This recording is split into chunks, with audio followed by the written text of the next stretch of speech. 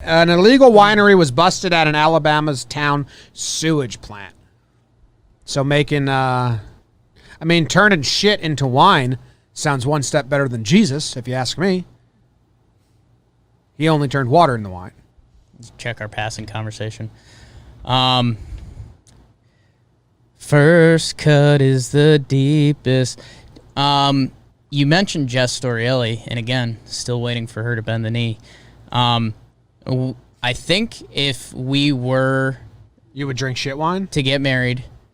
I think Jess owns a little bit of a farm property in Alabama, so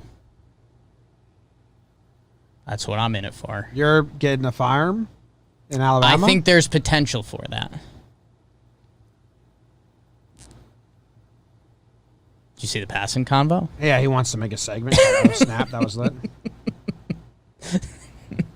We can inform you people the JJRs. Passon said, "Who is that?" I said, "Coach Ballgame, space question mark." He's like, "I hope he wasn't being ironic, but I fear he wasn't." And I was like, "No, he's great. You'd like him." And he goes, "If he wasn't, oh snap, that's lit." Feels a lot like a segment. I said, "We've been ending our interviews with Jomboy it." Media. Yeah. We already stole it from Coach Ballgame, so you can't steal it from us, Passon. Okay, sheriffs. Tariffs? Tariffs?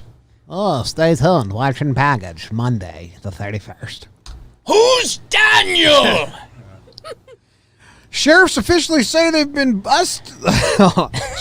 Sheriffs officially say they busted an illegal winery that was operating at a municipal sewage plant in small town North Alabama. The DeKalb County Sheriff's Office said in a statement it received an anonymous tip about an alcohol operation at a municipal building in the town of Rainsville on Thursday. Investigators then uncovered what's described as a large illegal winery inside the Rainsville water waste treatment plant. Photos released by investigators show glass containers, buckets, and fermenting rack and other equipment often used by people who make wine at home. The agency says officers seized a lot of illegal alcohol and arrested Alan Morris Stifle, 62, of Fife. He faces felony charge of use of official position for personal gain and a misdemeanor charge of unlawful possession of an illegally manufactured alcoholic beverage. Rainsville Mayor Roger Lidgerfelt said Stifle has been suspended without pay. Can I tell you what I need to know? Yeah. I'm a little mad. At what? So this is only really a story because it's at a sewage plant. Yeah. And if they were just doing this as a, like, they got the people together at the sewage plant and were like, "You guys know it'd be kind of fun if we made some wine. Like, we got some space in the garage. Yeah. Make our own wine. Little team building." I get it, but it's wine. Like, if they're making, just grape juice, it's cool. What'd you just say? If they were making grape juice, it's cool. There's a G at the beginning of that, right? Grape. I mean, I don't know. This is only in the Associated Press because it's at a sewage factory, and there's no sewage overlap to the best of our knowledge. You think they called it moon shit? That's kind of fun, right? It's pretty good. But it's wine. Wine shit. I mean, whatever.